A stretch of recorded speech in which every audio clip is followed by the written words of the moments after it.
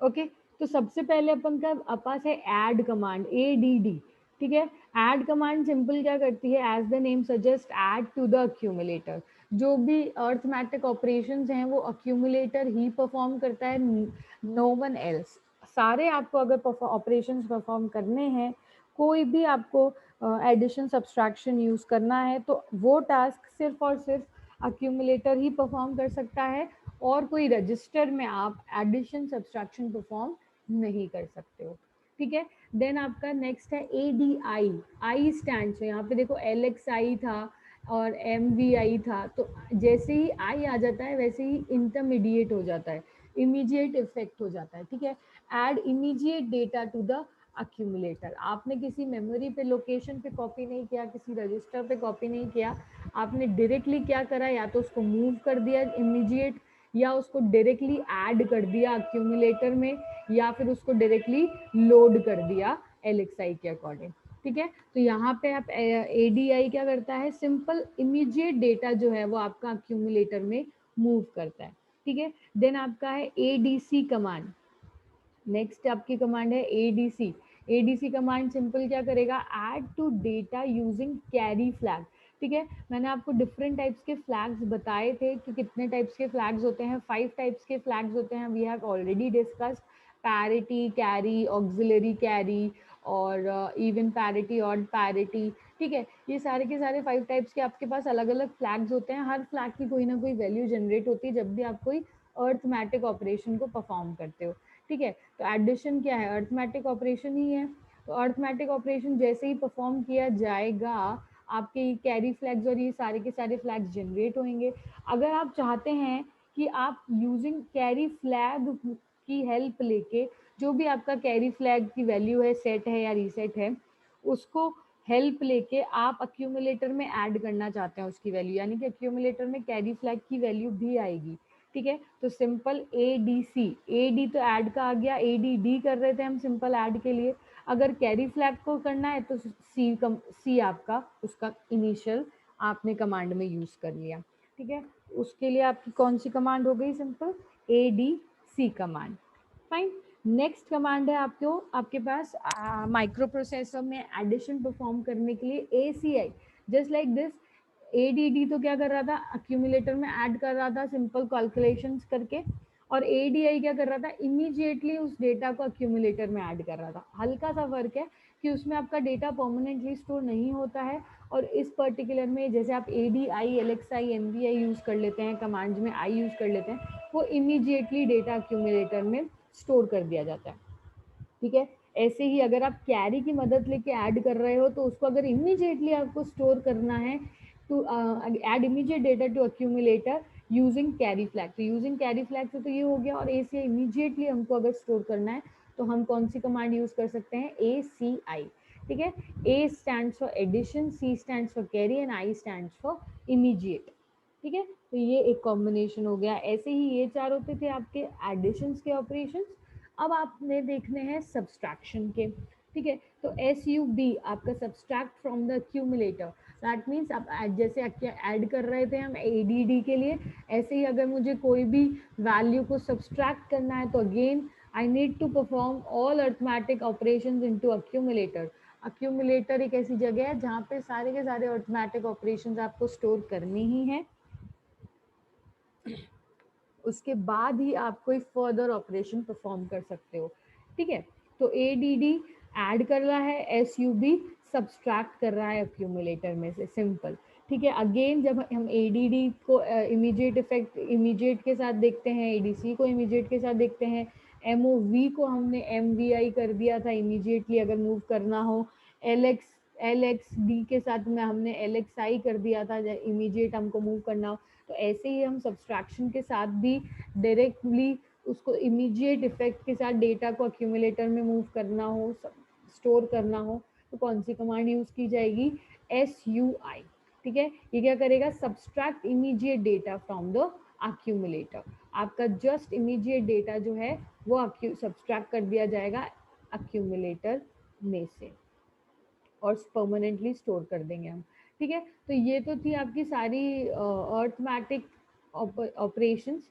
Arithmetic operations में इतना ही था, ऐड, सब्सट्रैक्ट, इंक्रीमेंट, डिक्रीमेंट, ठीक है। Increment decrement we have studied, कैसे सिंपल आईएनआर उसका कीवर्ड होता है, आईएनआर। कोई सा भी रजिस्टर अगर करना है तो रजिस्टर का नाम दे दीजिए, या मेमोरी को इंक्रीमेंट करना है तो आईएनआर मेमोरी का, मेमोरी लोकेशन आप दे सकते हो, ठीक है। प्रोग्रामिंग लैंग्वेज, प्रोग्रामिंग करेंगे हम तो ये और थोड़ा क्लियर होएगा concept, right? INR, increment, decrement, addition, subtraction. These were your arithmetic instructions. ये क्या थे आपके arithmetic instructions थे। दो इंस्ट्रक्शन सेट मैंने पढ़ लिए हैं, data transfer instructions, data transfer जिसमें आपको सिंपल कॉपी करना होता है, अपने डेटा को ट्रांसफर नहीं कॉपी करना होता है, इसलिए ब्रैकेट में कॉपी लिखा हुआ है। और अर्थमेटिक देख लिए। अब हम देख लेते हैं लॉजिकल एंड बिट मैनिपुलेशंस, ठीक है, फिर branching and then machine control से एंड कर देंगे। लॉजिकल इंस्ट्रक्शंस हमारे सिंपल, आपको पता है लॉजिकल, आपने इतना फंडामेंटल्स में देखा था, आपने डिजिटल इलेक्ट्रॉनिक्स पढ़ी है, ठीक है, आपने इतने सारे सब्जेक्ट्स पढ़े हैं जहाँ पे आपने ये एंड गेट, और गेट, नॉर गेट, ठीक है, कॉम्प्लीमेंट, वंस कॉम्प्लीमेंट, टूस कॉम्प्लीमेंट, इनसे बहुत ज़्यादा फेमिलियर हो।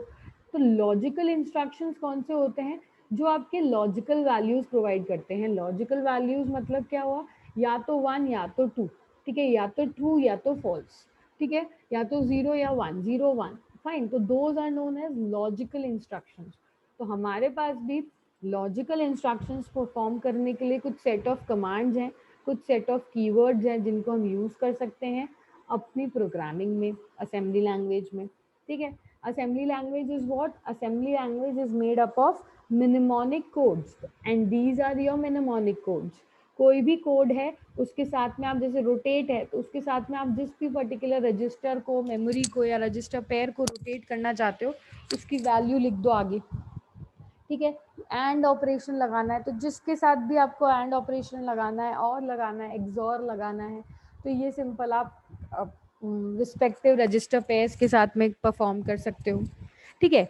These instructions perform logical operations on data stored in register, memory and status flags, ठीक है। इसमें आपने स्टेटस फ्लैग्स भी आगे, क्योंकि देखो ये लॉजिकल वैल्यूज हैं, या तो सेट हैं या रीसेट हैं, है ना, या तो ट्रू हैं या फेल्स हैं। और ऐसी ही वैल्यूज मेरे पास अपने फ्लैग्स में भी थी, ठीक है।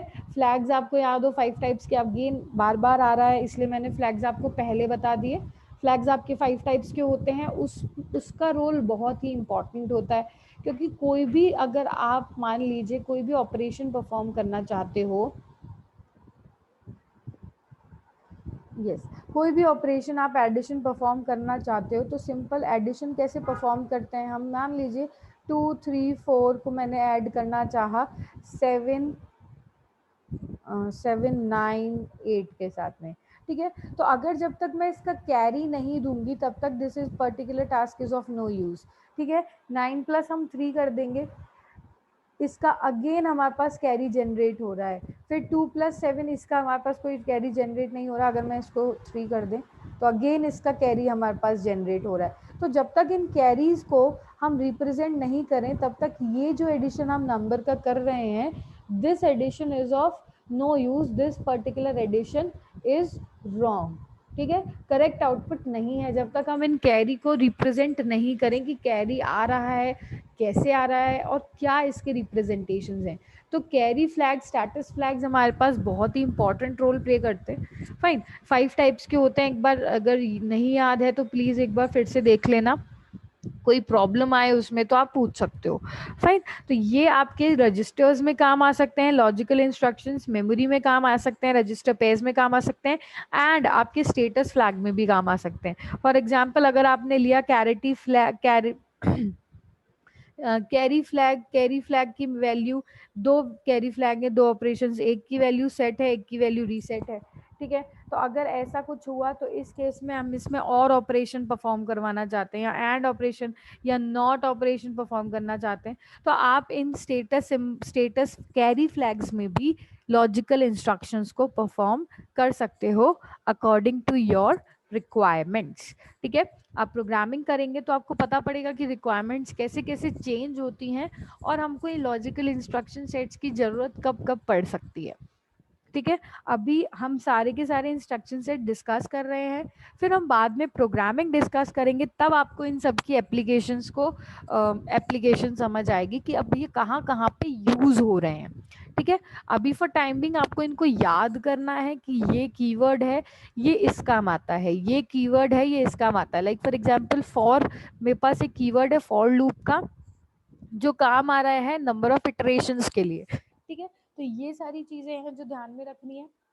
नेक्स्ट है आपके पास लॉजिकल ऑपरेशंस आर।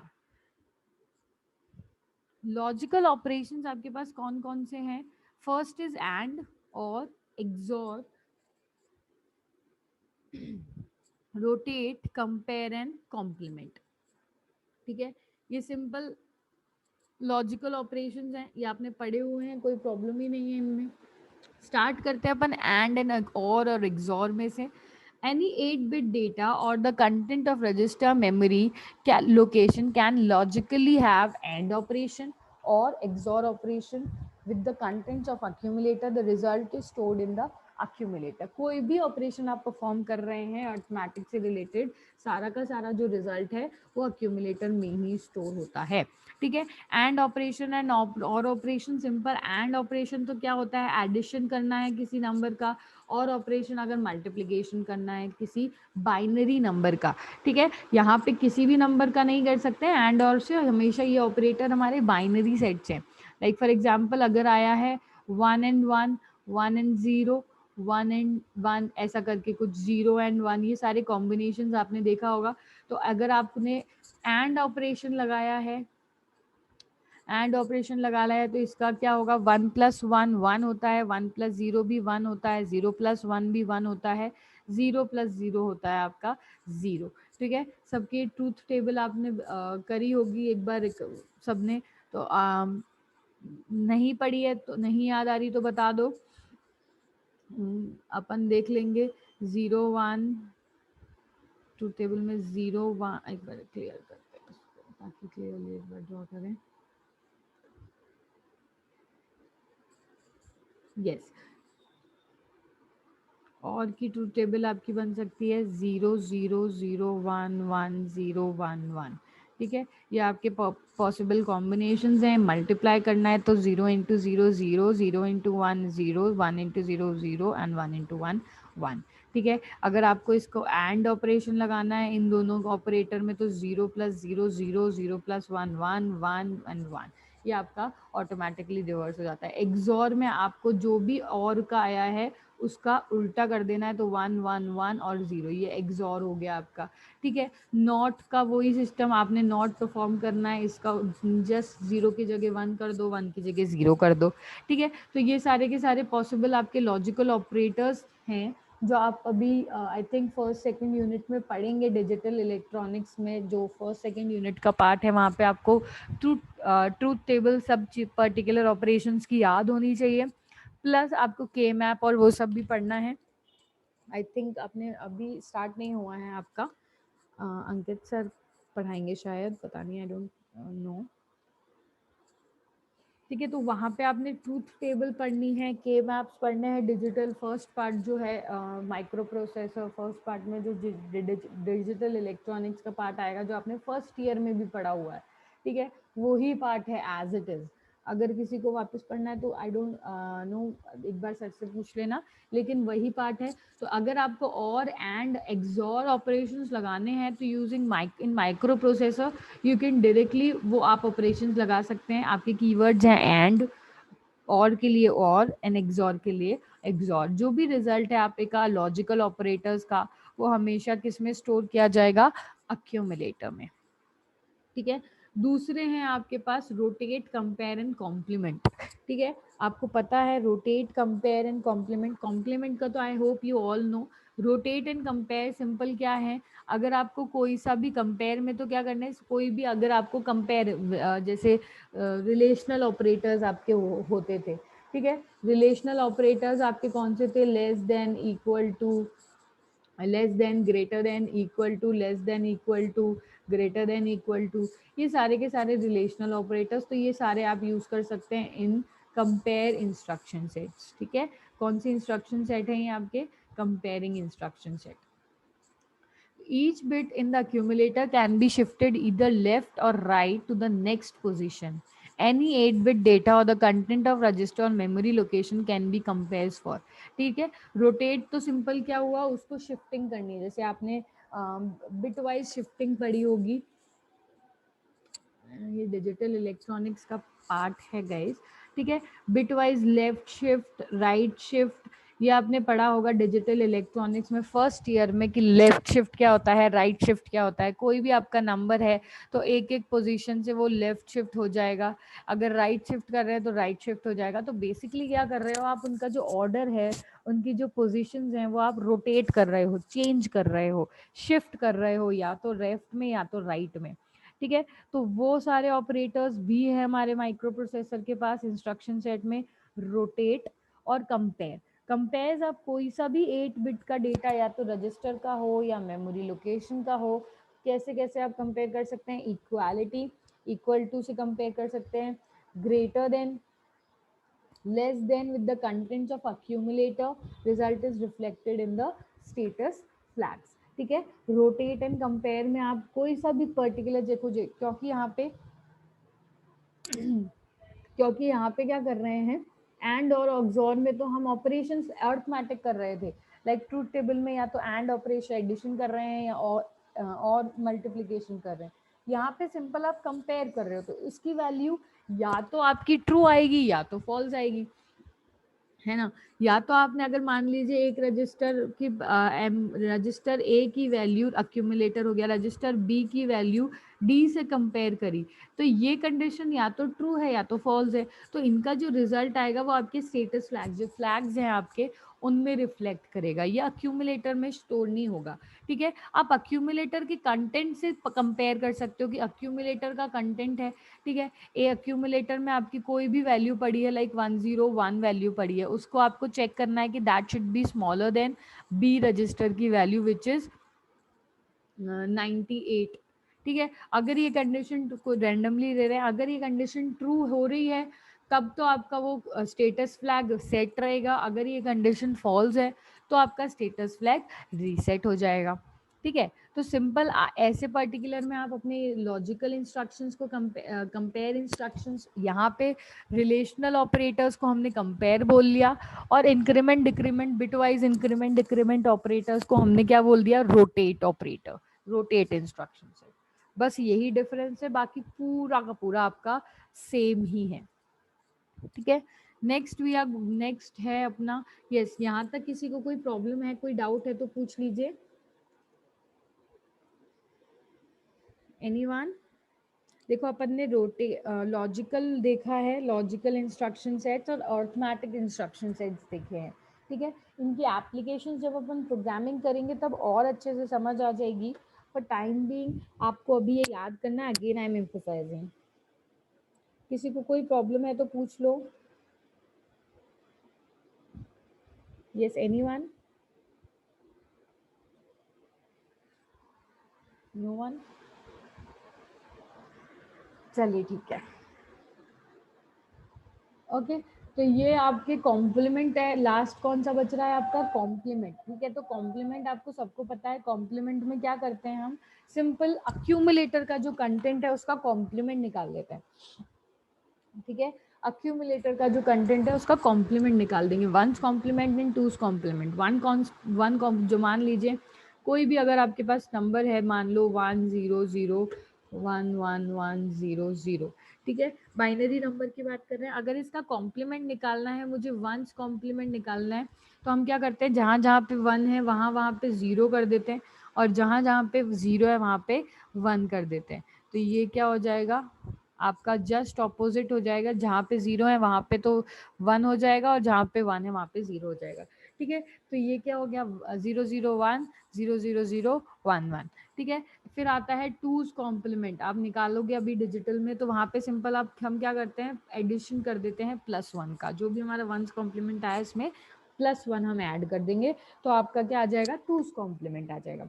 यहाँ पे माइक्रो प्रोसेसर में टूज कॉम्प्लीमेंट यूजुअल कैलकुलेट नहीं किया जाता, सिंपल वंस कॉम्प्लीमेंट ही कैलकुलेट किया जाता है। कोई भी नंबर का अक्यूमुलेटर में मान लीजिए ये नंबर सेव्ड है, ये नंबर आपने स्टोर किया हुआ है, इसका आपको कॉम्प्लीमेंट निकालना है, तो कॉम्प्लीमेंट निकालने के लिए हर एक जीरो रिप्लेस हो जाएगा 1 से और each one is replaced by 0। Simple, वही का वही digital electronic fundamental of computers के कैलकुलेशंस हैं जो एज इट इज आपको इम्प्लीमेंट करने हैं बस। ओके, ये हो गया आपका complements, rotate and compare operations. Rotate and compare में आई डोंट थिंक किसी को कोई प्रॉब्लम होगी। सिंपल, आपने पढ़े हुए हैं, इतनी सारी लूपिंग कर ली है, इतनी सारी प्रोग्रामिंग कर ली है, तो उसमें आपको आई डोंट थिंक कोई प्रॉब्लम है। यहाँ पे चेंज हो जाओ, क्या हो रहा है ये, ठीक है। रोटेट एंड कंपेयर हो गया। एक और आपके एडिशनल, क्योंकि देखो माइक्रो प्रोसेसर में बहुत सारे कमांड्स होते हैं, ठीक है, लिमिटेड कमांड्स हैं नहीं, आपके पास 276 कमांड्स हैं माइक्रो प्रोसेसर में। ओके, तो इतनी सारी कमांड्स हैं, तो सारी की सारी कमांड्स पढ़ना तो it's not possible that much, इतना हम इतने डिटेलिंग में नहीं पढ़ सकते। हम क्या कर सकते हैं, हर कमांड का एक एक टाइप देख सकते हैं, है ना। हर कमांड का एक एक टाइप देखने से क्या होगा कि हमको आइडिया मिल जाएगा कि अच्छा बेसिकली सारी की सारी कमांड्स इतने पार्ट्स में डिस्ट्रीब्यूटेड हैं, ठीक है। इतने पार्ट्स में डिस्ट्रीब्यूटेड का मतलब आपकी कमांड्स को हमने इतने डिफरेंट पार्ट्स में डिस्ट्रीब्यूट कर लिया। लॉजिकल में हम डिस्ट्रीब्यूट कर लिया, अर्थमेटिक में डिस्ट्रीब्यूट कर लिया, डेटा ट्रांसफर में कर लिया, मशीन कंट्रोल एंड ब्रांचिंग में कर लिया। अब इसका मतलब ये नहीं है कि इतनी सी ही है। लॉजिकल में दे रहा 50 अदर कमांड्स, डेटा ट्रांसफर में दे रहा 40 कमांड्स, ब्रांचिंग में दे रहा मच मोर कमांड्स, ठीक है। लेकिन हम लोग उन्हीं कमांड्स को डिस्कस करेंगे जो हम यूजुअली यूज करने वाले हैं, ठीक है। तो लॉजिकल में आपने ये 5 तो देखी, फिर एंड ऑपरेटर के साथ में जैसे एडिशन के साथ में आपने देखा था, इमीडिएट के लिए आपको आई को यूज करना होता है, एक्यूमुलेटर में ऐड करना है लॉजिकल एंड को की वैल्यू, तो A N A logical and with accumulator में अगर करना है तो ANA कमांड यूज करी जाएगी। अगर आपको इमीडिएट डेटा को अक्यूमुलेटर में स्टोर करना है तो ANI कमांड यूज की जाएगी। ऐसे ही और के साथ है ये, तो एंड ऑपरेटर के साथ हो गया, ऐसे ही और के साथ में लगा दो। अगर और ऑपरेटर अक्यूमुलेटर के साथ में यूज करना है तो ORA कमांड यूज की जाएगी। और लॉजिकल और with accumulator using immediate data, जो आपका जस्ट इमीडिएट डेटा है उसको यूज करके करना है तो OR और I stands for immediate data के लिए यूज करी जाएगी। ऐसे ही एक्सॉर के लिए लगा दीजिए, ऐसे ही कंपेयर के लिए लगा दीजिए।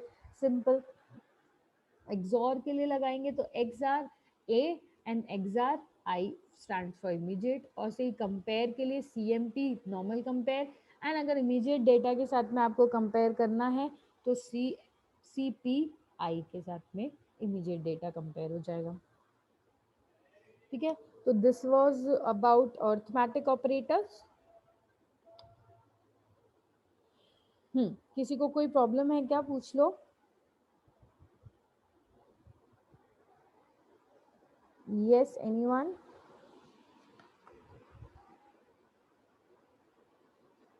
आगे बढ़े हम लोग।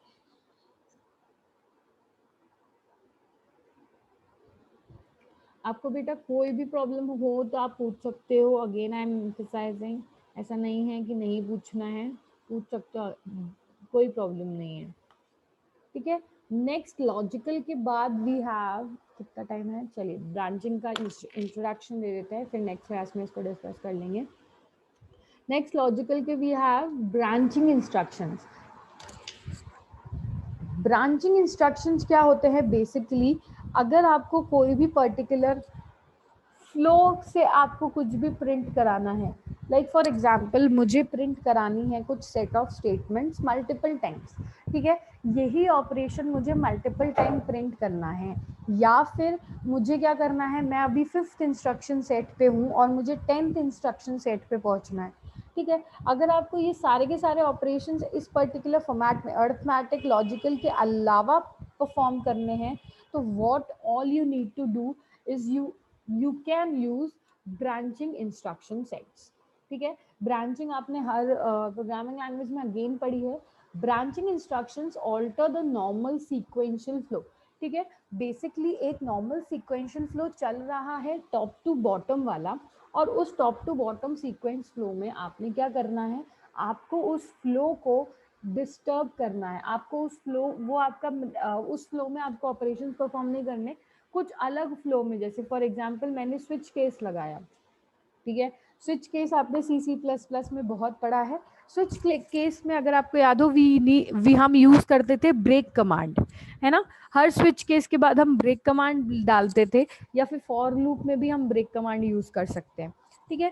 तो जैसे ही कंपाइलर को ब्रेक कमांड मिल जाता है, वो क्या होता है, वो उस स्विच केस से बाहर आ जाता है ना। जैसे ही आप कोई पर्टिकुलर कंडीशन को सेटिस्फाई कर दिया और उसके नीचे आपने ब्रेक डाल दिया, दैट मीन्स कि जैसे ही कंडीशन सेटिस्फाई हो जाए, उसके बाद हमारा ब्रेक कमांड के बाद वो पूरे के पूरे लूप से बाहर आ जाए, ठीक है। तो ब्रेक कमांड्स वही हो गई ब्रांचिंग। यहाँ पे हम जंप स्टेटमेंट यूज करते हैं, जंप स्टेटमेंट्स हो गई, नेक्स्ट स्टेटमेंट्स हो गई, कि अगर कोई लूप चल रही है, लूपिंग चल रही है, तो हमको उस इंस्ट्रक्शन सेट को कंडीशनली या अनकंडीशनली अगर स्किप करना हो, ऑल्टर करना हो उस फ्लो को, तो we can use these branching instructions. The branching instructions alter the normal sequential flow. These instructions alter either unconditionally or conditionally. The program sequence is transferred to the memory location specified by 16-bit address given in the operand. ठीक है, आपका पूरा का पूरा memory location में जो भी आप इंस्ट्रक्शन सेट परफॉर्म कर रहे हो, वो मेमोरी लोकेशन की वजह से परफॉर्म कर रहे हो, कि फर्स्ट मेमोरी लोकेशन पे, सेकेंडरी मेमोरी लोकेशन पे क्या है वो परफॉर्म किया जाएगा, फिर थर्ड मेमोरी लोकेशन पे क्या है वो परफॉर्म किया जाएगा। तो बेसिकली हम जो ये ब्रांचिंग इंस्ट्रक्शंस यूज करते हैं, वो अपने प्रोग्राम एग्जीक्यूशन मेमोरी के लिए डील करते हैं, मेमोरी लोकेशन के लिए डील करते हैं, ठीक है। क्या इसका पर्टिकुलर फॉर्मेट होगा, नेक्स्ट क्लास में मैं आपको बताऊंगी। जैसे JMP इसका कीवर्ड है जंप के लिए, और ये पर्टिकुलर इसका मेमोरी एड्रेस 2035H है, ठीक है। 3 टाइप्स के होते हैं आपके पास, jump, call and RET return, ठीक है। 3 टाइप्स के हैं जंप्स, कॉल, और हर पर्टिकुलर स्टेटमेंट के हर अलग अलग सिंटेक्स हैं, JC, JNC, JZ, CC, CNC, RC, RNC, RZ, RNZ, ठीक है। तो ये सब आपको याद करनी है। नेक्स्ट क्लास में अपन jump command, branching command use करते हैं। आपने अगर एडिशन सब्सट्रैक्शन पढ़ के मल्टीप्लिकेशन डिवीजन पे आएंगे, तो ये सारी कमांड्स बहुत काम आने वाली है, ठीक है। तो इसको अभी से याद कर लेना, ताकि एग्जाम में, सॉरी, प्रैक्टिकल के टाइम पे कोई प्रॉब्लम ना आए। यस गाइस, किसी को कोई डाउट है तो पूछ लो।